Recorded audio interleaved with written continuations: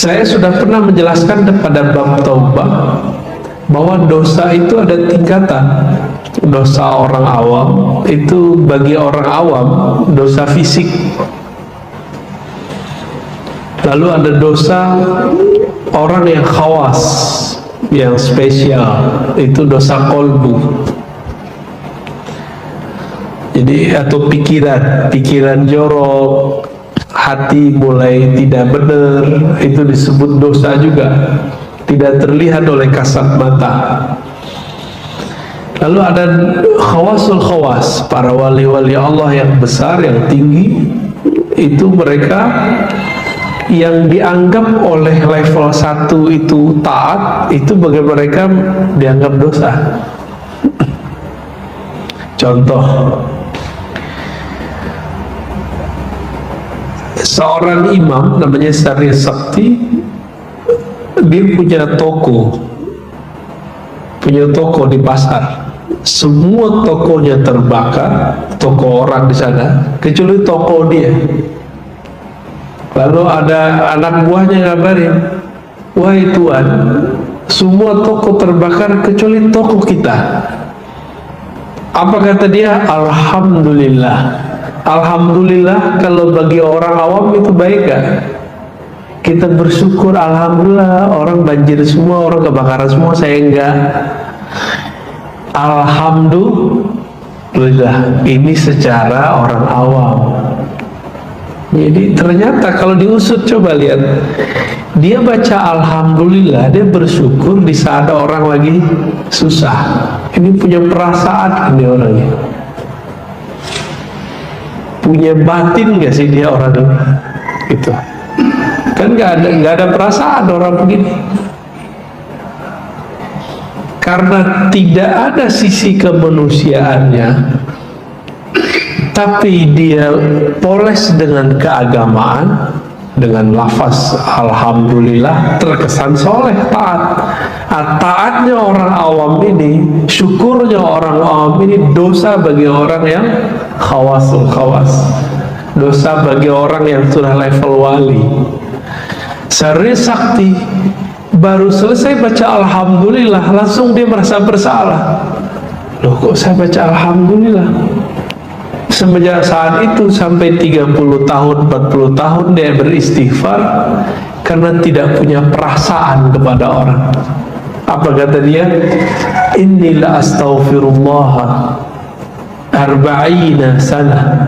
Aku taubat kepada Allah, minta ampun kepada Allah 40 tahun. Kenapa?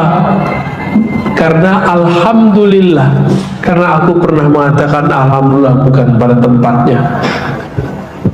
Ini sahabat-sahabat dimakan Allah, ini mau dekat pemilu, sebentar lagi orang akan takbir untuk membentak orang yang beda partai dengan dia, beda pilihan dengan dia. Takbir boleh nggak dipakai untuk itu? Gimana?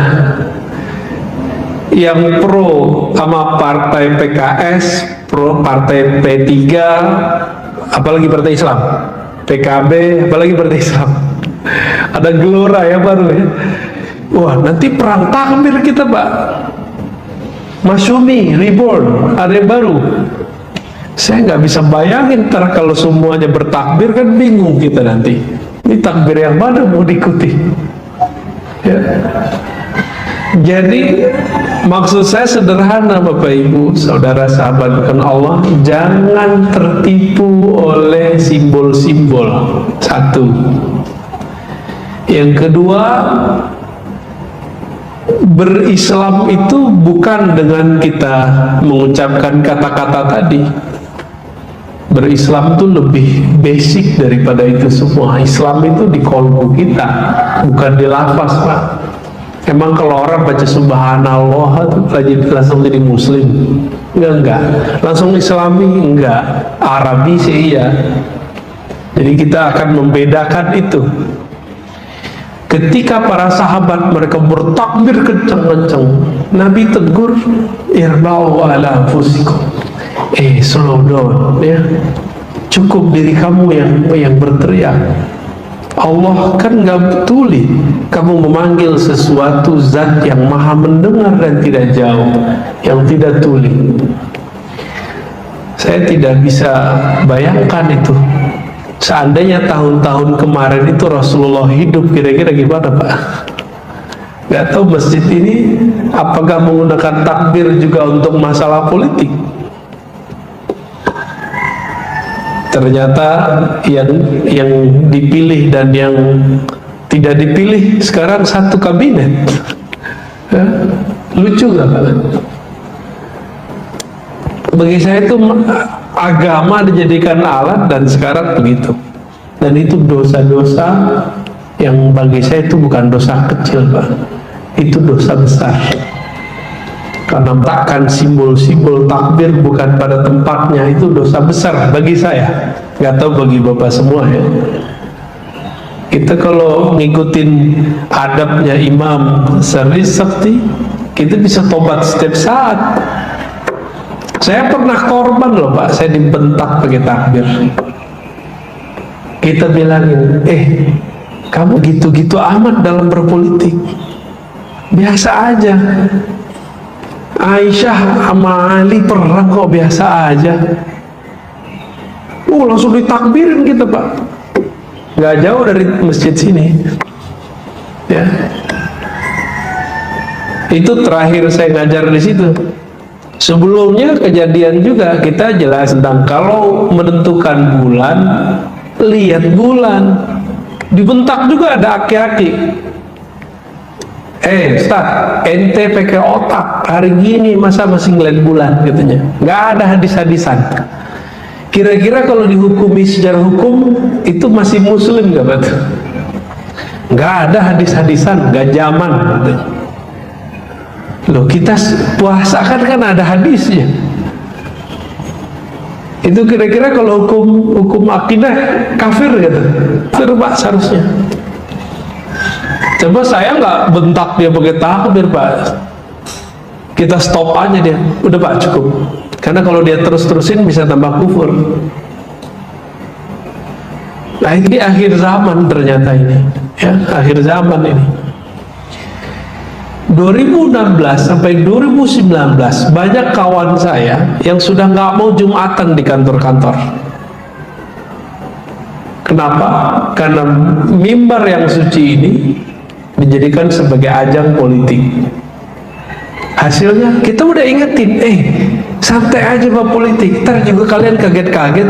Bener, yang dipilih yang nggak dipilih sekarang satu kabinet. Mau diulang lagi cerita itu, silakan ya. Amal masyita ya. Lakukan dia kamu mau, gitu aja. Kalau di dalam Al-Quran ketika Allah marah, apa kata Allah? Fa'budu masyitum, ya udah sembah sesuka kamu. Bukan berarti itu sungguhan kebolehan menyembah apa saja. Ini kita berkalam sekarang begini. Saya nggak tahu ke depan gimana ya.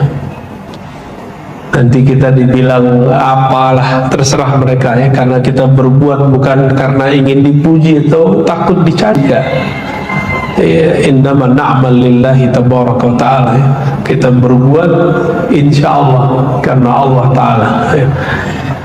Suatu kali Imam Junaid disebutkan di kitab ini di bagian belakang menceritakan ra'aitu faqiran alaihi athar al-ibadah. Satu kali aku melihat ada seorang yang fakir miskin, sepertinya rajin ibadah tapi suka minta-minta. Wa faqultu fi nafsi, lalu aku berkata-kata dalam hatiku, launa anna haza amila amalan yazunu bihi wajah kana ahabba ilaih. Coba kalau orang ini mau kerja aja badannya kan masih kuat, pasti dia nggak perlu minta-minta.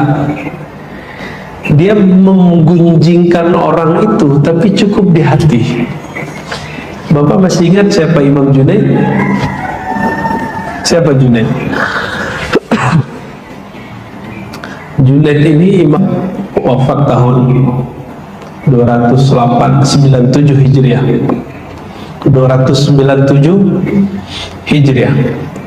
Gelarnya Sayyid Taifah, pemimpin para ahli tasawuf.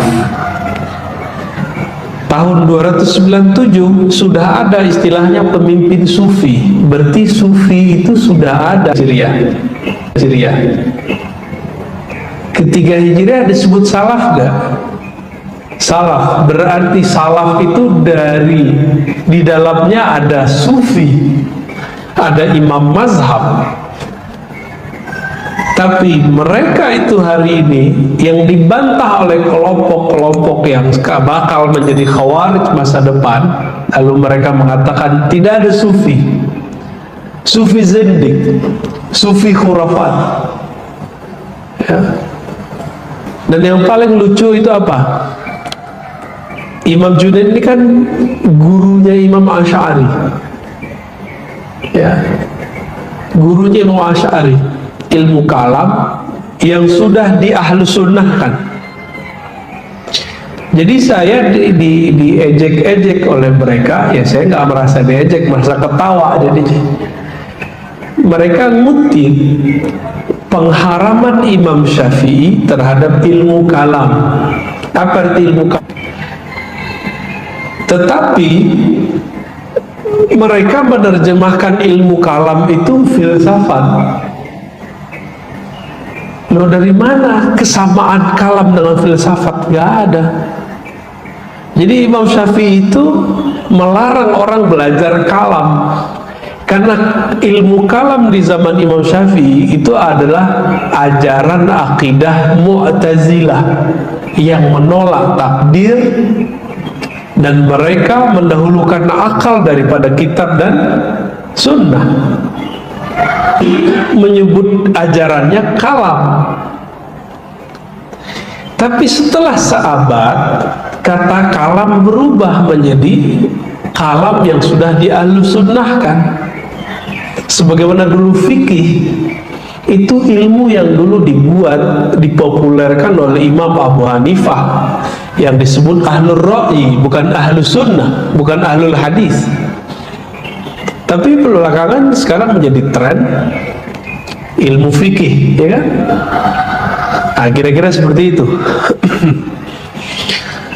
Imam Junaid ini dia punya satunya ilmu hadis, dan ilmu yang paling terkenal dari beliau adalah ilmu tasawuf. Ilmu tasawuf ini kata mereka bukan dari Rasulullah. Loh, katanya kalau ada salaf aman. Giliran salafnya kita majuin, oh dia nggak mau terima juga, ya. Oke, apa yang kejadian pada beliau? Falamman saraftu ila baiti wa syara'tu fi wirdi thaqula alayya fi jami'a anwa'ihi fanimtu anha faraitu dhalika al-faqir qad ji'a bihi ala khawan wa qila li kull lahmihi faqad ikhtabta, ya. Kalau diterjemahkan secara bebas, ketika aku pulang sampai di rumah, biasanya Imam Junaid ini kalau nyampe ke rumah bukan mau tidur, Pak. Kalau kita pulang mau ngapain? Mau tiduran deh, mau nonton, mau main handphone. Nah, ini beda deh. Di zaman itu belum ada smartphone. Maka beliau radhiyallahu ta'ala anhu kemudian memulai membaca wiridnya. Saqula alayya jami'a anwa'i. Tapi kok bacanya berat? Biasanya bacanya nikmat, kayak orang melahap makanan. Ini baru mulai istighfar sudah berat, mulai syahadat sudah berat. Ada yang bisa konsentrasi. Lalu tertidurlah beliau. Ketika tertidur, tiba-tiba ada yang datang membawa, ya, orang ini, ada bangkainya, terus apa katanya? Kul min lahmi faqad ikhtabta. Ini ada daging bangkainya orang yang kamu omongin di hatimu itu, makanlah dia. Lalu Junaid ngerti fikih, dia fikihnya fikih Imam Thawri. Fikih Tsauri sudah nggak ada Pak sekarang, ya. Sufyan Ats-Tsauri, ya. Ada yang mengatakan dia pakai fikih Ishaq, ya. Indama qultuhu fi nafsi, aku kan cuma bergumam dalam hatiku, belum melafazkannya. Nah, ini untuk meluruskan, karena ibu-ibu, bapak-bapak ini banyak bilang, ini kan kenyataan, yang saya omongin kenyataan, berarti ini bukan gunjing. Lah, itulah yang disebut gunjing. Gunjing itu membicarakan sesuatu yang nyata. Kalau enggak disebut fitnah. Ya. Faqila li, lalu dikatakan kepada Imam Junaid, mithluka la yaliqu bih. Orang kayak kamu, maksudnya engkau ini kan wali Allah, atas di kolmu ada sesuatu hujatan merendahkan kepada makhluk-makhluk Allah tabaraka wa ta'ala. Berat jadi wali Pak, ya? Mau jadi wali? Enak Pak jadi wali, jadi kekasih Allah. Tapi adabnya gitu, ngelihat pengemis nggak boleh, sedikit pun suuzon nggak boleh. Gimana? Kuat gak? Imam kita sholatnya agak panjang, bacanya agak berat. Waduh, nggak boleh kesel Pak, nggak boleh kesel kita. Aduh, panjang amat gitu, nggak pantas kalau cuma jadi wali, ya. Dicaci maki orang nggak boleh emosi, biasa aja. Gimana? Kuat gak jadi wali? Nabi Muhammad itu dilempar sama orang nggak balas Pak. Mau jadi wali murid aja kali, ya. Falamma asbahtu, ketika esok pagi, Zahuf, nah itu ternyata lagi apa, beliau ini nyari nih, pagi-pagi dicari sampai ketemulah orang ini. Faqala li, aku mengucapkan salam kepadanya, lalu dia mengatakan, ya Abul Qasim, ya Abul Qasim ata'ud? Fakultu la. Pengemis ini mengerti Pak apa yang terjadi. Ketika Imam Al-Junaid mengatakan Assalamualaikum, belum ngomong, orang ini yang tadi dibicarakan di hatinya langsung bicara, Abul Qasim, apakah engkau akan mengulang kembali apa yang kamu lakukan kemarin, yaitu membicarakan aku di hatimu? Fakultu la, lalu aku menjawab tidak. Faqala, lalu Allah mengampuni kami, saya gitu maksudnya, dan engkau. Nah, ini adab paling penting ini. Jadi kalau doain orang, doain diri kita dulu baru orang lain. Ini kan sekarang banyak nih lagi tren Allah yahdik, semoga Allah memberi hidayahmu. Iya, kalau Allah ijabah, ente nggak dapat hidayah, dia dapat hidayah. Ini kan sekarang lagi tren, ya. Kita beda dikit sama dia, dibilang Allah yahdik, ya kita aminin. Gimana seharusnya kalau kita lagi beda sama orang, lalu kita mendoakan orang itu? Doakan diri dulu, baru doakan orang. Allah yahdini wa iyyak, semoga Allah memberi hidayah dan memberi hidayah engkau. Jadi jangan sombong. Itu iblis dulu kan begitu Pak. Iblis itu dulu, malaikat-malaikat ini kan Allah buka kan lembaran Lauh Mahfuz, karena dari langit ketujuh surga di surga iblis lagi bertugas beribadah, jaga surga. Datanglah malaikat, ya, bertanya, minta doa. Wahai Tuan Azazil, doakan kami. Ternyata yang dibaca oleh malaikat ini bahkan ada sekelompok orang yang sudah setara malaikat nanti membelot, durhaka kepada Allah. Malaikat takut, Lalu mereka datang kepada malaikat yang sudah setara malaikat, yaitu Azazil, yang bakal menanti jadi iblis. Datang ke sana minta doa. Apa kata si Azazil yang lagi jaga surga? Ya, saya doakan ente selamat semua, tapi dia melupakan mendoakan dirinya. Jadi orang-orang yang merasa dirinya suci, merasa dirinya akan selamat, lupa mendoakan dirinya, nanti begitu ya, anak buahnya Azazil semua itu iblis ya. Baik, ini cerita yang paling inti di sini. Ternyata hal yang sama terjadi pada Imam Khalid. Maulana Imam Khalid al-Baghdadi summa Dimashqi, beliau pemimpin tariqat 5 tariqah, Naqsyabandiyah, Qadiriyah, Khistiyah, Suhrawardiyah, lalu yang sudah ditajdid namanya Mujaddidiyah. Imam Khalid ini ahli hadis juga, ahli zikir. Suatu kali dia lagi tawaf di Masjidil Haram, tiba-tiba ada orang nyandar di satu tiang, kakinya selonjoran ke Ka'bah. Beradab nggak Pak? Saya ngelihat di masjid ini sering nih ada orang lagi khutbah selonjoran kakinya ke kiblat. Itu kalau ngikutin adab nggak beradab itu Pak. Secara hukum fikih saya boleh negur dia. Kenapa? Yang boleh itu dia mendekap, ihtiba. Ada yang coba contohin ihtiba. Gitu tuh boleh Pak, bagus begitu tuh. Jangan diselonjorin, nggak beradab. Tapi kayaknya sering, apalagi kalau khotibnya beda sama dia tuh, dia selonjorin terus kakinya tuh. Ya.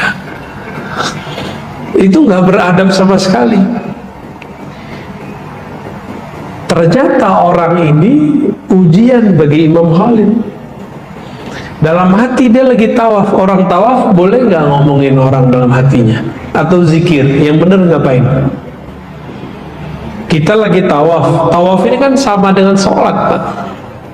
Sholat itu tawaf sebenarnya. Inna salati wa nusuki. Tawaf itu kan berpindah dari satu titik ke titik yang lain. Itu berpindah dari berdiri, takbir, Fatihah, ruku, berdiri lagi, sujud. Itu sama dengan tawafnya badan itu. Tawafnya badan semua naik turun begitulah terus, makanya jumlahnya 17 kan. Bukan cocok logi loh Pak ya, emang jumlahnya 17 ya. Emang 17. Maulana Imam Khalid,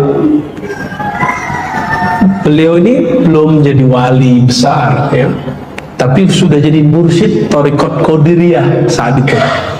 Belum jadi mursyid tarekat lain. Mursyid ini kan guru yang sudah dapat ijazah, langsung ijazahnya dari ayahanda beliau sendiri. Lagi tawaf, dia baca kitab salawat namanya Dalailul Khairat. Kitab Dalailul Khairat ini kitab salawat dia baca, fokus, bilang apa? Aki-aki tambah tua kok tambah nggak beradab, tambah tua kok tambah nggak punya etika, gitu dalam hati dia. Kejadian buat-buat, bukan kejadian cerita dongeng, ini cerita asli. Maulana Imam Khalid ditegur lengkap dengan namanya.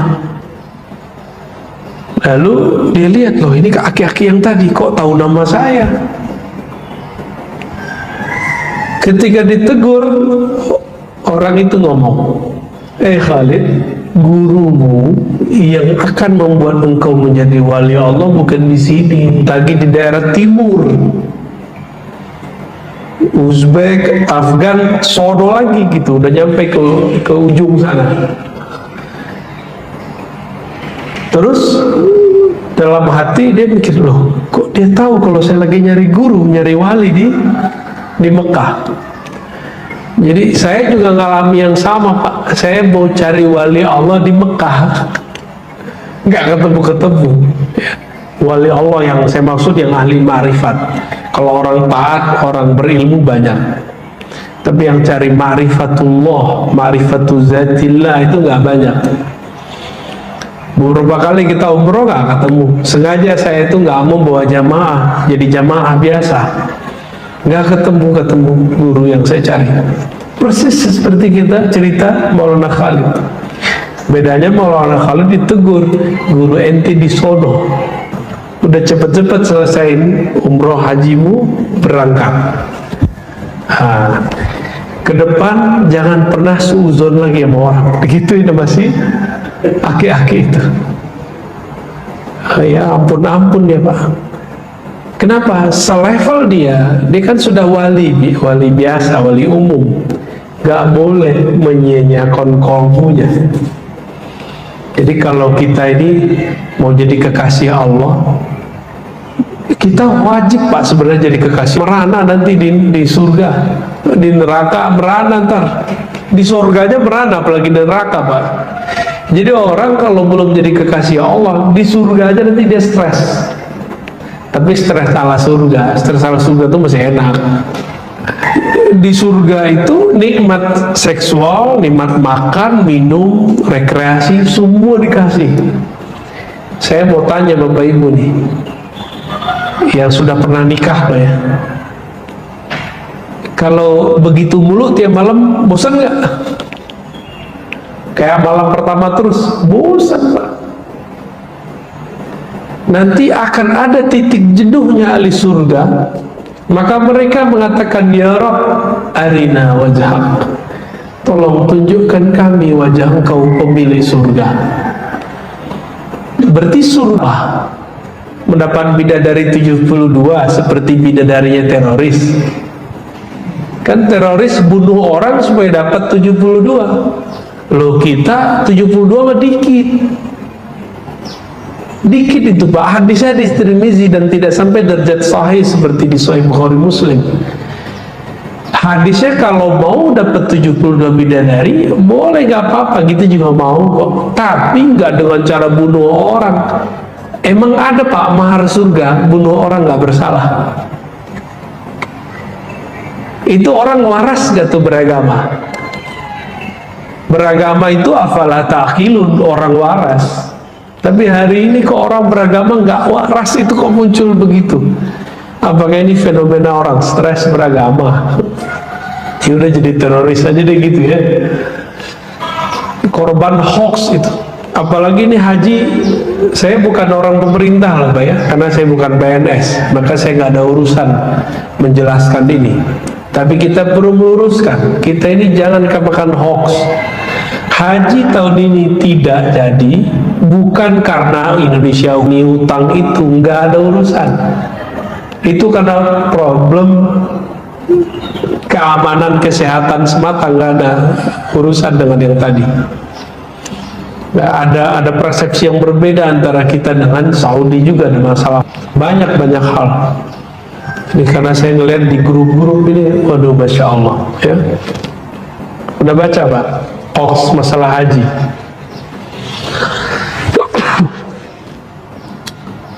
Orang kok suka gitu nyebar hoax, dan parahnya yang nyebar hoax yang taat ibadah, orang masjid ya, orang masjid yang nyebar hoax.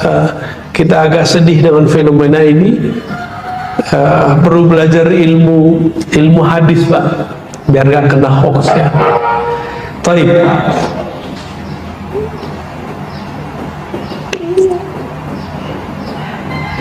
Terakhir yang mau saya bacakan di sini,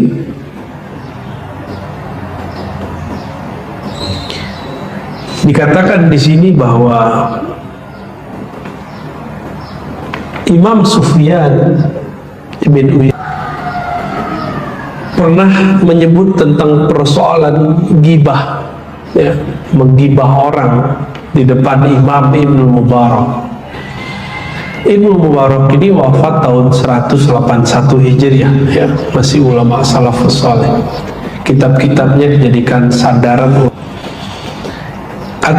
kata beliau, "Lau tabtu ahadan laqtabtu walidayya li'annahuma ahaqqun nas bihasanati."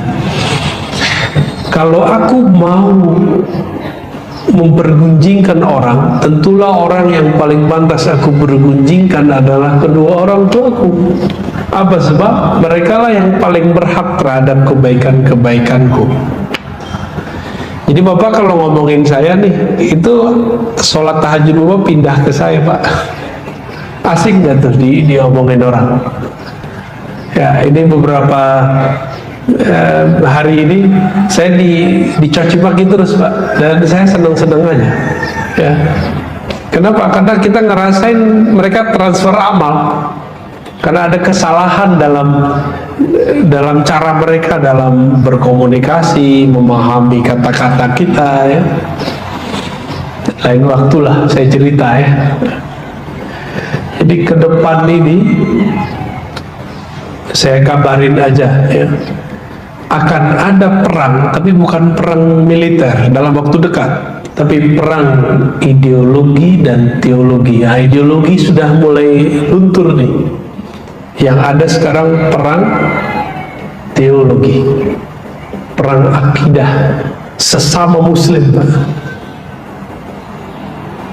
Saya berharap jamaah kita bisa tahu jalannya, dia ahlus sunnahnya bersanad atau tidak, ya. Karena sekarang banyak ngaku ahlus sunnah. Maka nanti antara kelompok dengan kelompok akan menggibah kelompok yang lain. Apakah ini boleh? Nah, bukan lagi menggibah, merendahkan. Jadi suatu kali ada seorang mengatakan bahwa para ahli zikir yang berzikir dengan biji-biji tasbih itu sama dengan Yahudi. Orang-orang yang belajar sifat 20, Allah wujud qidam baqa, itu orang-orang yang sesat. Gitu, ngomongnya gitu, Pak. Firqatun dolah. Nah, itu mereka sudah serentak, mereka tidak merasa memfitnah kita. Lalu saya pernah coba ngomong sedikit saja, dan itu bukan cacian, bukan fitnah, saya lagi muji malah, bahwa waktu saya pergi ke Israel sana, saya melihat ada Yahudi ortodok yang anti dengan Zionis, jenggotnya mirip dengan jenggot salah satu kelompok itu. Mirip, kita bilang Yahudi mirip mereka, tapi mereka balikin. Ar-Razi memfitnah kami bahwa kami mirip dengan Yahudi. Pemutar balikin nggak? Karena komunikasi mereka nggak beres. Jadi kita ini sudah dibenci lama, cari momen dia untuk menghancurkan, ya. Terus yang kedua, katakan Yahudi di sana itu melakukan perempuan persis seperti Salafi, yaitu perempuan dilarang ke masjid dalam tradisi Salafi. Saya ngomong begitu. Saya dijawab, Pak. Mereka ngomong, apa kata mereka? Oh, Syekh Saleh Fauzan tidak melarang ke masjid, tapi dianjurkan di rumah. Semua dalil itu mah Syekh Saleh Fauzan, pakai dalil itu mah Rasulullah. Tapi ada nggak Salafi yang mengizinkan istrinya sholat di masjid? Ada nggak, Pak? Coba lihat, kan nggak ada. Walaupun fatwa ulamanya tidak dilarang, nah kita ngomong dari atau ajaran, ya tergantung dia milih yang mana. Itu kemudian mereka menyerang kita, ya. Saya jelaskan begitu. Jadi mereka sudah mulai, Pak, setiap hari hampir 1000 kali saya dicaci maki oleh mereka, dan kita nggak merasa difitnah, biasa aja. Kita coba ngomong begitu, itu emosinya bukan main. Saya pegang tasbih, disebut mirip Yahudi saya nggak marah Pak, ya. Tapi giliran Yahudi kita katakan itu pujian, karena jenggotnya Yahudi ini mirip dengan jenggotnya Sayyidina Harun. Pujian nggak tuh? Mereka kemudian memotong video itu dan dijadikan sebagai cara untuk mencaci maki kita. Jadi sekarang ada gerakan caci maki berjamaah setiap hari, ya, setiap hari. Dan saya harap teman-teman tidak terpancing, ya. Jangan balas mencaci maki lagi, santai aja kita, ya. Kita mau balas dengan keilmuan aja. Idfa' billati hiya ahsan. Kalau ahli kitab aja kita harus balasnya dengan baik, apalagi dengan sesama muslim, walaupun mereka nggak baik ke kita, walaupun mereka bilang kita sesat, ya. Antum dibilang sesat loh, pakai sifat 20 nggak Mas? Allah wujud kita mau ente sesat ente. Pakai tasbih nggak kadang-kadang? Pakai ulah Yahudi ente. Digituin, kita digituin sudah bertahun-tahun, dan kita gak marah, kita biasa-biasa aja. Giliran kita bilang coba jenggot Yahudi sama dengan jenggot dia, ngamuknya bukan main.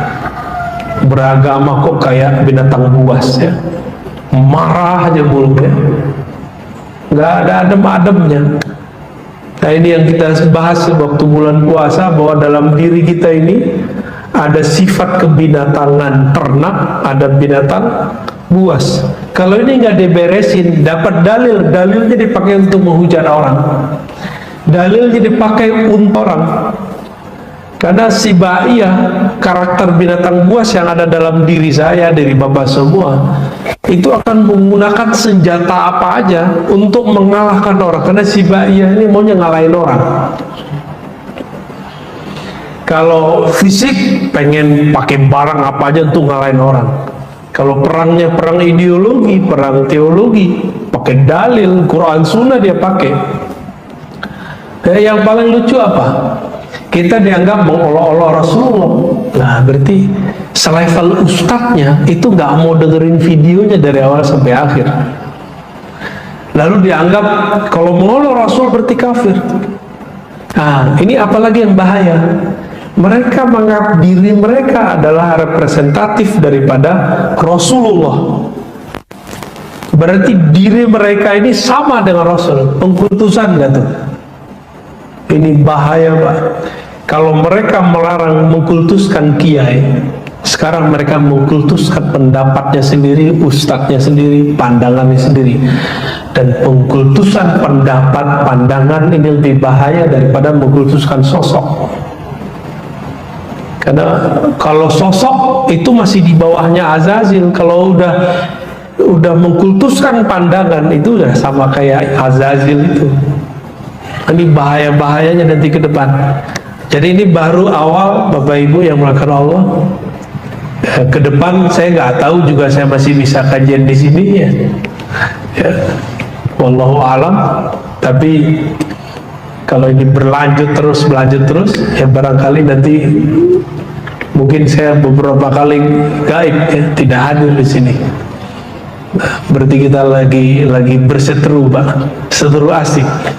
Ya. Baik, kira-kira begitu, ya. Saya minta doanya semoga ulama-ulama yang sejati, mereka bangun dari tidurnya, tidak diem, tidak cari aman, tapi mau berjuang mempertahankan Ahlussunnah dan menenangkan umat. Al-Fatihah.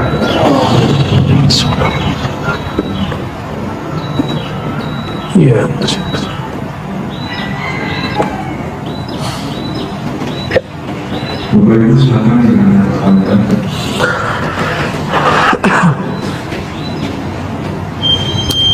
Gimana?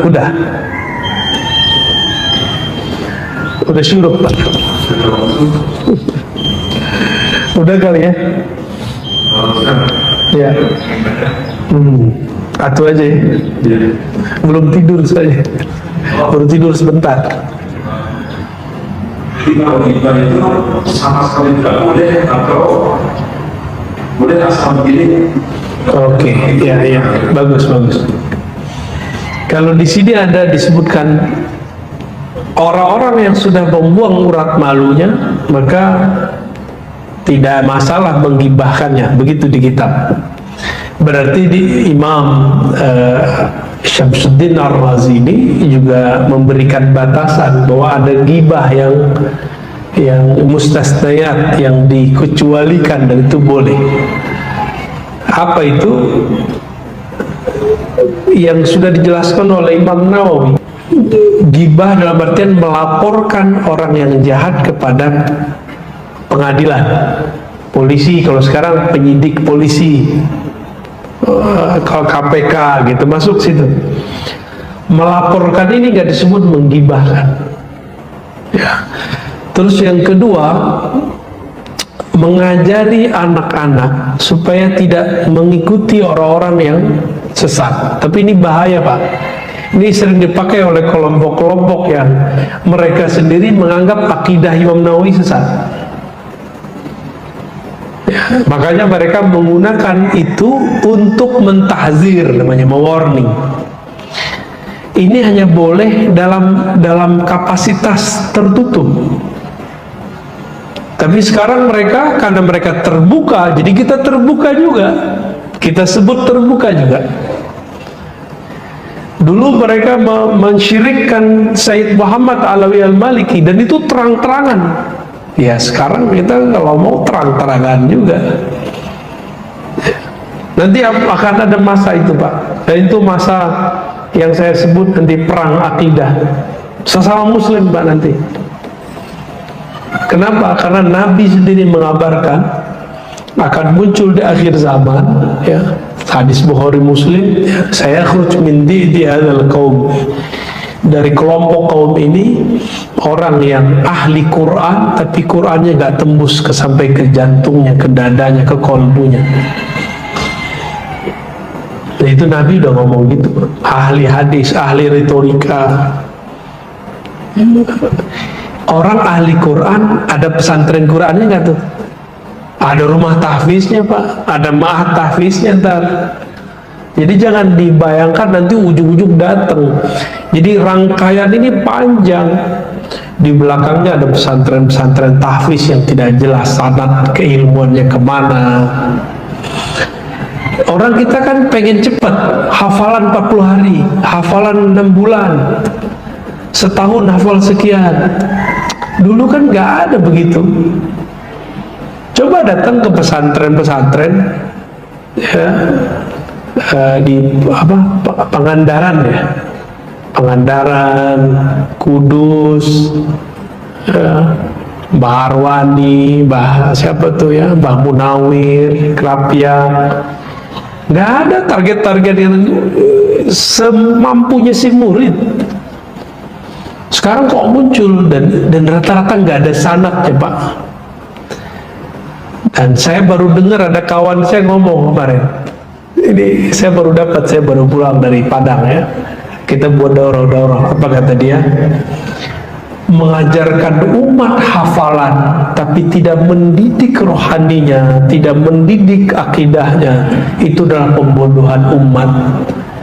Jadi ngapal doang tapi nggak ngerti isinya dengan baik, itu pembodohan.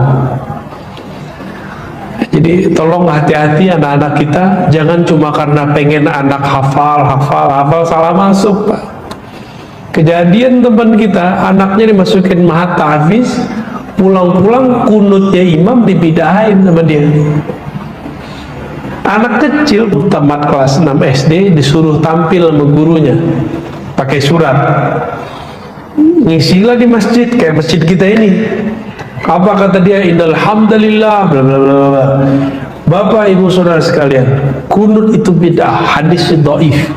Anak kecil ngerti dari mana hadis dhaif? Gitu. Doa berjamaah setelah sholat itu bid'ah, Nabi tidak pernah lakukan. Begitu. Itu gaya-gayanya, Pak. Itu produk-produknya. Nanti kalau dia ngeliat orang tuanya melakukan, dia bilang, bapak itu ahli bid'ah. Kalau dia berani sama bapaknya, dia berani nggak sama yang lain ntar? Berani. Itulah awal dari munculnya ekstremisme. Ekstremis muncul dari situ, Pak. Maka nanti kita tengkar di masjid semua ntar. Masih ingat orang kunut ditonjok? Ya, masuk berita kan? Itu baru satu, Pak. Baru satu. Masjid polisi dibom. Baru beberapa kali. Cirebon, Medan. Mau masjid kita digituin ntar? Enggak mau lah ya. Jadi saya berharap Bapak Ibu Saudara yang berkenan Allah, terutama pengurus, nggak ada ampun lagi. Jangan kasih kendor semangat kita mengenjangkan ajaran Ahlus Sunnah wal Jamaah. Jangan kasih kendor. Oh Ustaz, nanti kita dicaci orang. Emang kita berbuat untuk orang itu kan enggak. Ya'malu fasyarallahu a'malakum. Udah berbuat aja.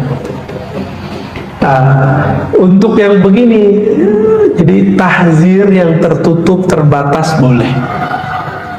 Boleh Pak, jangan sebut nama orangnya, itu boleh. Kalau mau sebut pakai inisial aja Pak. Kalau dulu kita pernah keceplosan ya kita minta ampun kepada Allah. Tapi kalau mereka nanti terbuka, kita terbuka juga. Nah, kira-kira begitu Pak ya. Saya rasa cukup Bapak Ibu yang berkenan Allah, ikhwan akhwat fillah. Semoga diberkahi oleh Allah. Antara kesejukan kitabnya dan panasnya perang ideologi-teologi, semoga tidak lengah ya. Hati-hati dengan anak-anak kita, hati-hati dengan keluarga kita, jangan sampai kesusupan lewat sosial media, lewat pendidikan dan lain sebagainya. Semoga Allah mengampuni dosa kita semua. Wallahu ala nabiyina Muhammad. Assalamualaikum warahmatullahi wabarakatuh.